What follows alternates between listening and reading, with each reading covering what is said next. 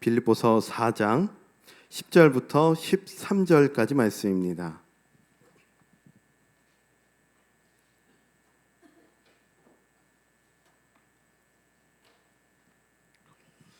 빌립보서 4장 10절부터 13절까지 말씀을 교독하시겠습니다. 내가 주 안에서 크게 기뻐함은 너희가 나를 생각하던 것이 이제 다시 싹이 남이니 너희가 또한 이를 위하여 생각은 하였으나 기회가 없었느니라.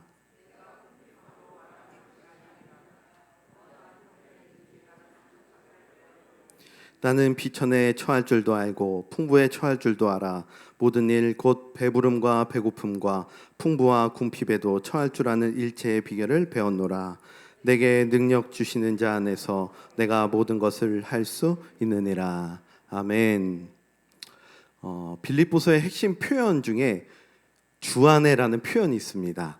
그러니까 바울은 이 빌립보서에서 우리가 이제 주 안에 있다라는 것을 다양하게 설명해 주고자 여러 가지 표현을 사용해서 우리에게 주 안에라는 그 표현을 설명해 주고 있는데요.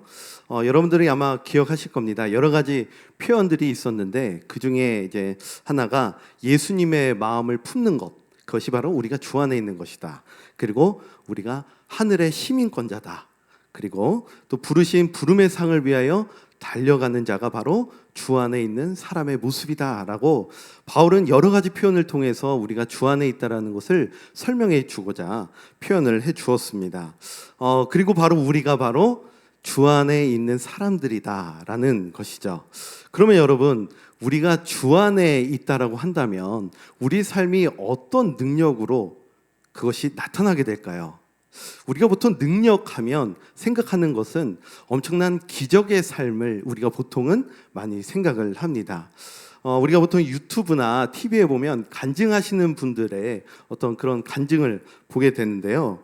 근데 우리가 보통 그런 간증을 보면서 생각하는 것이 간증이라고 하면 뭔가 인생에 있어서 엄청난 기적과 같은 일을 경험한 사람만이 그 간증을 할 수 있다라고 우리가 보통 생각한다라는 것이죠. 예를 들어서 중증병에 걸렸던 사람이 기적과 같이 치유가 된다라든지 아니면은 신비한 영적 체험을 한 사람만이 간증을 할 수 있다라고 생각한다라는 겁니다. 그러다 보니까 내 삶에 어떠한 기적과 같은 일을 경험하지 못한 사람은 나는 간증을 할 수 없어라고 생각을 한다거나 심지어는 나는 간증을 할 수 없다라는 것에 속상해하시는 분들도 있어요. 그래서 그렇게 간증하신 분들을 보면서 부러워하고 또 나에게도 저런 간증의 일들이 일어났으면 좋겠다라고 생각하시기도 합니다. 여러분들은 어떠신가요? 여러분들도 혹시 내 삶에 그런 기적과 같은 일이 있어서 나도 그런 멋진 간증을 하고 싶다라고 생각하고 계신 분이 혹시 계십니까? 여러분, 우리가 기억해야 할 것은 내 삶에 놀라운 기적이 일어나야만 간증을 할 수 있는 것은 아니라는 것입니다.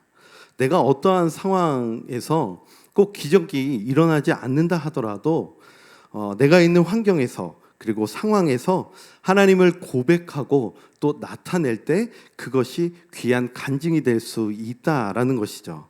마치 오늘 바울처럼 말입니다. 오늘 말씀해 보시면 우리가 너무도 잘 아는 말씀이 나옵니다. 13절 말씀이죠. 내게 능력 주시는 자 안에서 내가 모든 것을 할 수 있느니라. 아마 여기 계신 모든 분들은 이 말씀을 다 좋아하실 겁니다. 그런데 간혹 이 말씀을 오해하시는 분들이 계세요. 예수님을 믿는 사람은 내가 원하는 것은 무엇이든 간에 다 할 수 있다라고 생각하는 것이죠. 그러니까 마치 긍정적인 어떤 힘을 갖는다라고 생각을 하는 것과 같습니다. 요즘 TV 뉴스에 보면 간혹 이렇게 생각하시는 분들이 나오더라고요. 나는 하나님이 지켜주시기 때문에 절대 코로나에 안 걸린다라고 주장하시는 분들이 간혹 나오시더라고요. 이것은요, 이 말씀을 오해하는 겁니다. 사실 우리도 어떤가요? 우리도 이 말씀을 오해할 때가 있죠. 예를 들어서 운전을 할 때 우리의 모습을 한번 생각해 볼까요? 출발하기 전에 기도합니다. 주님, 내 운전대를 지켜보아요 주시옵소서. 기도하고 출발을 해요. 근데 막상 출발을 하면 어떻죠? 규정 속도는 80인데 어느새 내 속도는 130, 140을 막 달리고 있어요. 그리고 조금 운전이 조금 서투르신다 하는 분들이 앞에 계시면 어떻게 하죠? 크락션을 누르면서 화를 냅니다. 그리고 심지어 어떤 분들은 욕을 하는 분들도 있어요. 자, 또 한번 생각을 해볼까요? 우리 교회는 그런 학생들이 없지만 몇몇 학생들 중에 시험은 다가오는데 평소에 공부를 잘 안 하는 학생들이 있어요. 근데 시험 날이 다가오면 그때부터 이 말씀을 마치 주문처럼 외우기 시작합니다. 내게 능력 주시는 자 안에서 내가 모든 것을 할 수 있느니라. 이 학생들의 마음이 어떤 마음인지 아마 잘 아실 겁니다. 그러다 보니까 결국에는 불안함 가운데 시험 날이 다가오면 컨닝의 유혹을 또 이길 수 없을 때가 있는 것이죠. 또 우리가 식당에 갔는데 밥을 맛있게 먹고 있었어요. 근데 그 밥에서 뭐가 나오는 거죠? 머리카락이 나온 겁니다. 그러면 우리는 또 어떻게 합니까? 버럭 화를 내는 거죠. 심지어 종업원들에게 막대하는 분들도 계십니다. 그렇게 한 주를 보내고 나서 생각을 하는 겁니다. 아, 내 삶에 주님에 대해서 얘기할 것은 없구나. 왜 그렇습니까? 내 삶에 어떠한 기적도 일어나지 않았기 때문이에요. 그런데요, 이 말씀을 제대로 알고 계신 분이시라면 그렇게 생각하지 않습니다. 이 말씀의 의미를 아는 분은 화를 내거나 아니면 컨닝을 하지 않을 겁니다. 내게 능력 주시는 자 안에서 내가 모든 것을 할 수 있느니라 라는 말씀은 버럭 화를 낼 상황이 나에게 찾아온다 할지라도 그렇게 하지 않는 능력을 말하는 겁니다. 내가 컨닝의 유혹 가운데 정직하게 행할 수 있는 능력을 말하는 겁니다. 나에게 어떠한 상황이 오든지 이제는 내 욕심을 내려놓을 수 있는 그 능력을 얻어서 내 마음대로 하지 않고 주님이 원하시는 대로, 주님이 나를 이끄시는 대로 할 수 있는 그 능력을 얻었을 때 이렇게 고백하는 겁니다. 자, 오늘 본문을 한번 보실까요? 지금 바울은 어디에 있죠? 감옥에 있습니다. 근데 감옥에 있는 바울이 이렇게 고백하는 겁니다. 내게 능력 주시는 자 안에서 내가 모든 것을 할 수 있느니라. 여러분, 감옥에 있는 사람이 이렇게 고백한다라는 것은요, 뭘 의미하는 걸까요? 비록 내가 감옥에 있다 할지라도 내가 이 환경에 지배받고 있지 않다라는 것을 의미하는 것이겠죠. 그럼 바울이 이렇게 고백한 그 배경을 한번 살펴보겠습니다. 여러분, 사도 바울이 감옥에 있다는 것은 뭘 의미할까요? 자유롭게 사람을 만날 수도 없고 궁핍한 삶이 시작되는 것을 의미할 겁니다. 여러분, 우리 삶에 궁핍함이 찾아올 때 우리에게 가장 먼저 드는 생각이 뭐죠? 돈입니다. 돈에 대한 생각이 가장 먼저 떠올라요. 돈만이 능력이라고 생각하게 됩니다. 그래서 많은 사람들은 그 능력을 얻기 위해서 그것을 원하는 마음에 돈을 쫓게 되고 그것만이 유일한 기쁨이라고 생각하게 됩니다. 그런데 여러분, 편안이라는 말이 있고요, 평강이라는 말이 있죠. 그러면 편안은 무엇이죠? 편안은 좋은 환경이 주어졌을 때 우리는 편안하다라고 말합니다. 예를 들어 좋은 집, 좋은 음식, 어떤 좋은 옷, 이런 것이 우리에게 주어졌을 때 우리는 편안하다라고 말하죠. 그런데 중요한 것이 있죠. 그것이 우리를 평강으로 인도하지는 않는다라는 겁니다. 그러면 우리를 평강으로 인도하는 것은 무엇일까요? 오직 하나님이시죠. 오늘 사도 바울은 감옥에서 그 이야기를 하고 싶은 겁니다. 내가 비록 감옥에 있어서 편안함은 지금 누리지 못하지만 나는 주 안에 있기 때문에 자족할 수 있는 그 능력이 있고 평강을 얻을 수 있다라는 것이죠. 그러면 사도 바울이 이 이야기를 왜 하게 됐을까요? 그 배경에는요, 빌립보 교인들의 헌금에 있었습니다. 평소 사도 바울이 사역하는 데 있어서 사실 여러 교회들이 도와주려고 했지만 그 도움을 받는 것을 별로 원하지 않았습니다. 왜냐하면 몇몇 사람들 중에는 사도 바울이 복음 전하는 것을 돈 때문에 한다라고 말하는 사람들이 있었기 때문이에요. 그래서 빌립보 교회에도 뭐 몇 번 이제 다다음 주에 이제 나누겠지만 한 2번 정도 보냈지만 사실 바울이 빌립보 교회의 도움을 받는 것을 원하지는 않았습니다. 근데 사도 바울이 감옥에 들어가게 되면서 그 소식을 빌립보 성도들이 듣게 되었고 바울을 위해서 십시일반 돈을 모아서 에바브로디도를 편을 통해 이제 헌금을 보내주게 된 것이죠. 그래서 10절에서 바울은요, 먼저 그에 대한 내용을 이렇게 이야기하고 있는 겁니다. 자, 10절을 한번 보세요. 내가 주 안에서 크게 기뻐함은 너희가 나를 생각하던 것이 이제 다시 싹이 남이니 너희가 또한 이를 위하여 생각은 하였으나 기회가 없었느니라.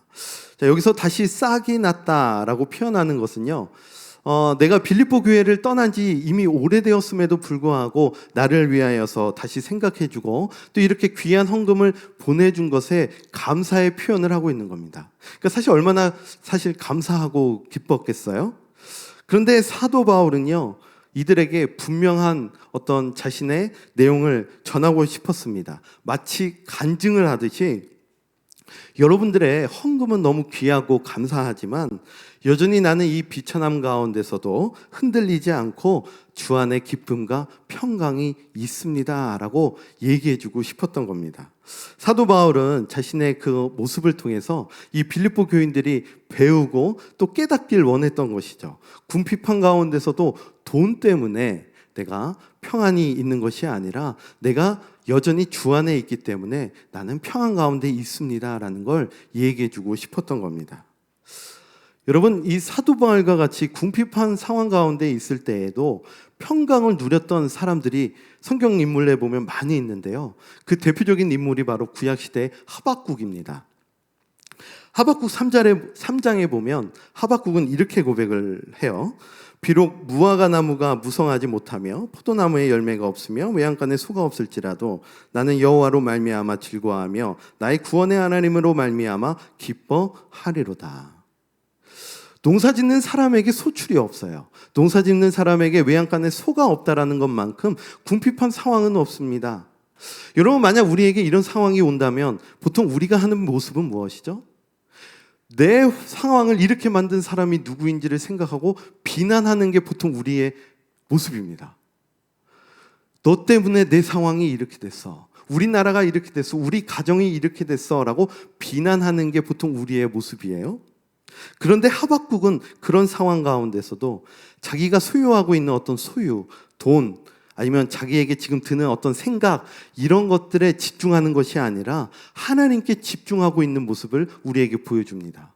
그리고 그렇게 했을 때 그의 고백이 달라지는 것을 우리는 보게 되죠. 나의 구원의 하나님으로 말미암아 기뻐하리로다. 여러분, 우리의 간증도 마찬가지입니다. 우리의 간증도 환경과 상황이 좋아졌을 때만 할 수 있는 것이 아닙니다. 때론 우리가 감옥과 같은 상황에 놓였을지라도 또 우리의 상황이 변하지 않을지라도 우리의 시선이 하나님을 향할 때 우리의 고백은 평강의 하나님을 고백하게 될 줄 믿습니다. 제가 군대에 있을 때 일인데요, 군대 문화는 여러분들도 대충 아시다시피 후임들을 혼내야 됩니다.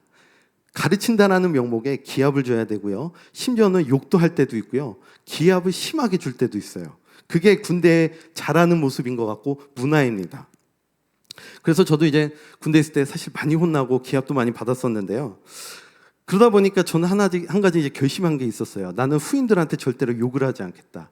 나는 가혹행위를 하지 않겠다. 때리지 않겠다라는 결심을 분명히 했습니다. 그래서 후임이 실수해도 이제 이해해주고 또 힘든 일이 있어도 같이 도와주려고 했고 또 힘들어하는 친구를 위해 기도해줬어요. 근데 어느 날 선임이 저를 부르더라고요. 그리고 엎드려 뻗쳐를 시키는 겁니다. 근데 여러분들도 잘 아시다시피 저는 엎드려 뻗쳐를 중학교 1학년 때부터 교회 옥상에서부터 배운 사람 아닙니까? 얼마나 잘하겠어요. 그래서 엎드려 뻗쳐를 딱 하고서 기합을 받는데 선임이 저한테 그러는 거예요. 왜 너는 욕을 하지 않느냐는 겁니다. 너는 왜 후임들을 때리지 않느냐는 거예요. 필요하면 가혹행위라도 하라는 거죠. 그러면서 네가 천사냐? 그러더라고요. 네. 그러면서 그 삼선 슬리퍼를 저한테 던지는데 제가 머리를 한 대 맞고 네, 열심히 버티고 있었습니다. 근데 그런 말을 들으면서도 저는 끝까지 욕을 하지 않았어요. 오히려 조모전에 이제 군인들하고 같이 이렇게 잠깐 만날 수 있는 시간이 있는데, 자유 시간이 있는데 어두컴컴한 잘 보이지 않는 곳에 후임들을 불러다가 우리가 오늘 하루 동안 있으면서 고쳐야 될 점이 뭔지, 그리고 내일은 좀 수정해야 될 것이 뭔지를 같이 얘기 나누고 손을 이렇게 동그랗게 손을 잡고 같이 기도하는 시간을 가졌어요. 근데 지금 생각해 보면 그때가 참 궁핍한 시대였거든요. 그런 시기였는데, 근데 제가 어떻게 그렇게 할 수 있었을까 생각해 보면 제 능력이 아니었더라고요. 제 소유 때문도 아니었더라고요. 오직 제가 주 안에 있었기 때문에 가능하다라고 저는 지금 고백할 수 있는 것 같습니다. 예수님이 나의 주님이셨기 때문에 내가 그런 상황 가운데서도 그렇게 할 수 있었구나. 그렇게 지금 생각이 드는 겁니다. 요즘 뉴스에 보면요, 돈 때문에 온 가정이 싸우고 파탄이 나는 걸 많이 보곤 합니다. 그리고 부부가 아동학대로 자녀를 죽이기도 하고요. 또 우리 또한 화를 내고 또 어떤 가게에서 막 가게를 뒤집어 놓을 만한 상황에 놓일 때도 있죠. 하지만 우리가 주 안에 있는 자로서 세상과 다른 모습으로 평강의 모습을 보여줄 수 있을 때 비록 나에게 기적과 같은 일은 일어나지 않을지라도 우리의 이야기는 놀라운 구원의 이야기가 쓰여지게 될 줄 믿습니다. 결국 사도 바울은요, 세상의 어떤 소유, 감옥과 같은 어떤 환경이 아니라 하나님께 집중하는 그런 삶을, 그런 모습을 가졌을 때 비로소 하나님이 주시는 그 평강으로 다른 모습의 삶을 살아갈 수 있다라고 지금 고백하고 있는 것입니다. 근데 오늘 본문에 보면요, 신기하게도 사도 바울이 궁핍에 대한 부분만 이야기하는 것이 아니라 놀랍게도 풍부에 대해서도 이야기하는 것을 보게 됩니다. 자, 11절과 12절을 한번 보실까요? 11절을 제가 읽고 12절을 여러분들이 한번 읽겠습니다. 내가 궁핍함으로 말하는 것이 아니니라 어떠한 형편에든지 나는 자족하기를 배웠노니.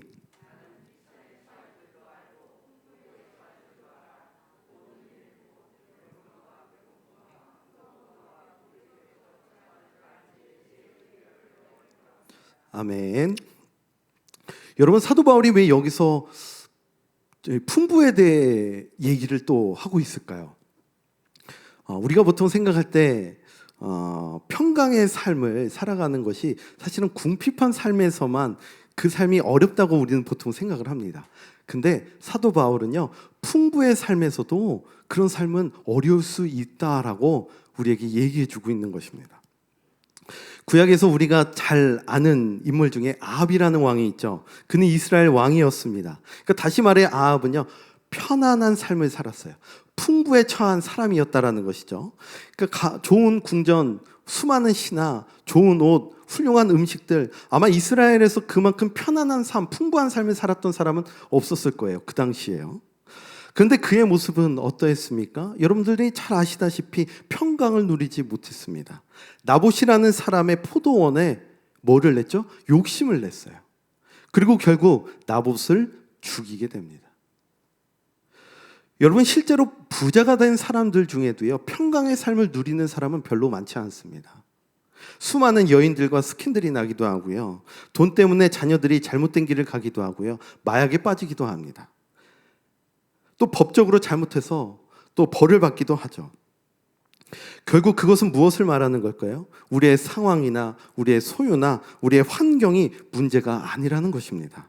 내 중심이 지금 누구 안에 있느냐가 중요하다라는 것이죠. 내 중심이 지금 하나님 안에 있느냐, 아니면 내 소유, 내 욕심, 돈에 있느냐, 그것이 문제인 겁니다. 자, 그러면 우리는 어떻게 바울처럼 그런 신앙의 삶을 살아갈 수 있을까요? 사실은 바울같이 살아간다는 것은 사실 참 쉽지 않겠죠. 그런데 오늘 사도 바울의 말을 통해서 우리가 조금은 위안을 얻을 수 있을 것 같습니다. 왜냐하면 사도 바울도요, 이것이 단번에 된 것이 아니라 배웠다라고 말하기 때문입니다. 자, 12절 말씀을 다시 한번 보실까요? 나는 비천에 처할 줄도 알고 풍부에 처할 줄도 알아 모든 일 곧 배부름과 배고픔과 풍부와 궁핍에도 처할 줄 아는 일체의 비결을 배웠노라. 우리가 지금까지 배웠던 빌립보서의 핵심 가르침 중 하나는 무엇이었냐면 예수 그리스도를 닮기에 힘쓰고 또 사도 바울인 나를 닮기에 힘쓰라는 것이었습니다. 그러니까 사도 바울은요, 그동안 수많은 경험을 하면서 예수님을 닮기에 힘쓰고 또 배웠다라는 것이죠. 여러분, 사도 바울은 어떤 사람이었죠? 사도 바울은요, 복음을 시작하면서, 복음 전하는 것을 시작하면서 수많은 매를 맞았던 사람이었습니다. 감옥에 갇히기도 했고요. 또 육체의 가시 때문에 사역에 어려움을 겪었던 사람이에요. 그러니까 그만큼 수도 없이 궁핍한 삶을 경험했던 사람입니다. 그뿐만이 아니죠. 얼마나 풍부를 또 경험했는지 모릅니다. 기도처가 없는 가운데 하나님은 루디아를 만나게 하셨고 빌립보 교회를 세우게 하셨어요. 또 감옥에 갇혔을 때에는 찬송하는 가운데 감옥문이 열리는 경험도 했고요. 또 그가 기도하면 치유의 역사도 일어나는 경험도 했습니다. 풍부의 삶도 경험했던 바울이었습니다. 그런데 그런 환경 가운데 이 사도 바울은 어떻게 했다라는 것이죠? 주님 닮기에 힘썼다라는 것입니다. 주님이 주신 그 표대를 바라보기에 힘썼고 하늘의 시민권자로서 그 상황 가운데 내가 어떻게 해야 하는지를 배우기에 힘썼고 또 나타내기에 힘썼다라는 것이죠. 주 안에 내가 있기에 힘썼다라는 것입니다.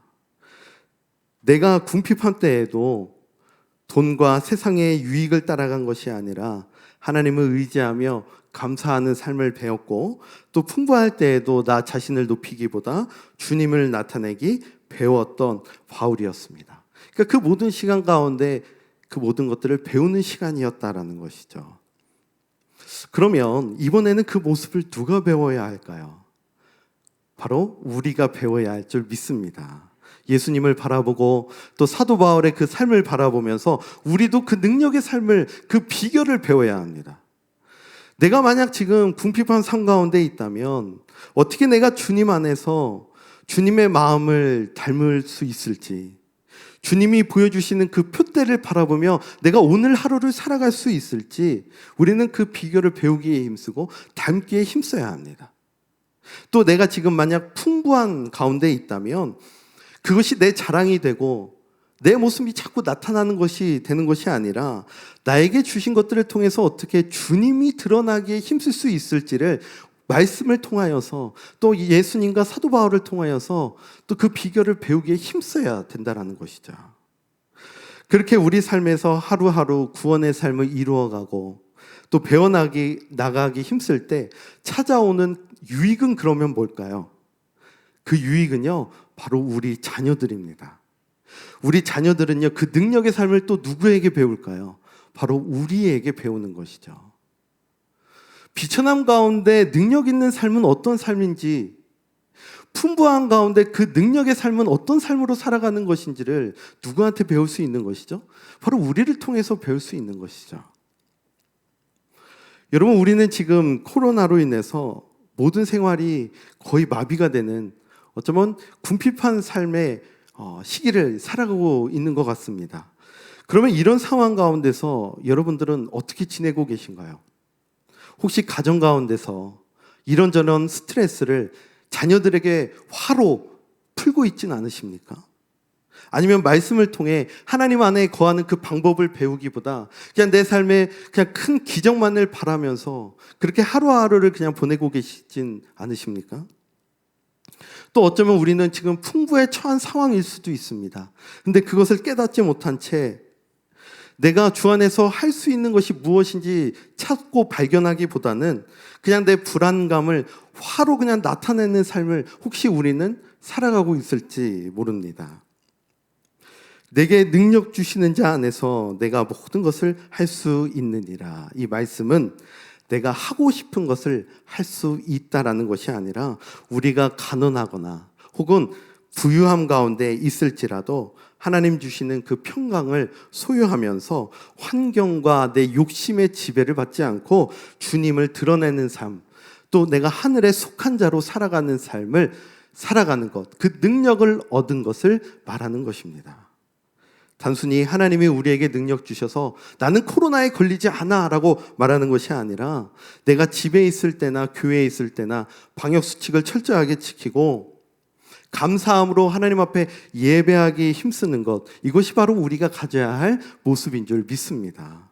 또 코로나 가운데 힘들어할 자녀들이 있을 거예요. 그런 자녀들에게 주 안에 평안이 있는 그런 부모님의 모습을 보여주시기를 간절히 소망합니다. 자녀들을 위해 기도해 주세요. 또 아이들의 마음을 한번 들어보기를 힘써 주세요. TV 앞에 앉아서 드라마만 보시는 그런 부모님이 아니라 궁핍한 가운데서도 말씀 가운데 정말 그 능력의 삶을 어떻게 살아갈 수 있는지를 보여주실 수 있는 우리 부모님들이 되어주시기를 간절히 소망합니다.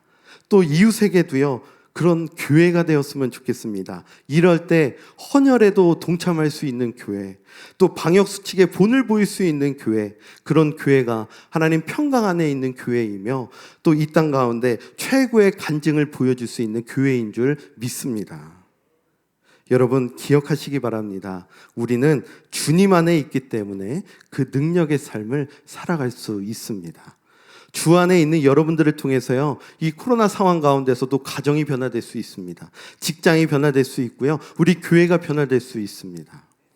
어떤 상황에서든지 하나님 앞에서 기뻐하고 감사하는 삶, 또 어려운 상황 가운데서도 하나님 앞에 11조를 온전히 드리고, 또 바쁜 상황 가운데서도 예배드리기 힘쓰는 삶, 또 죄를 멀리하는 삶, 이 모든 것을 이 시기 가운데 간증으로 고백할 수 있는 저와 여러분들 되시기를 간절히 소망합니다. 우리 이 시간 세 가지 기도 제목 갖고 같이 기도하는 시간 갖겠습니다. 우리 세 가지 기도 제목 함께 읽겠습니다. 궁핍함에도 하나님을 바라보며,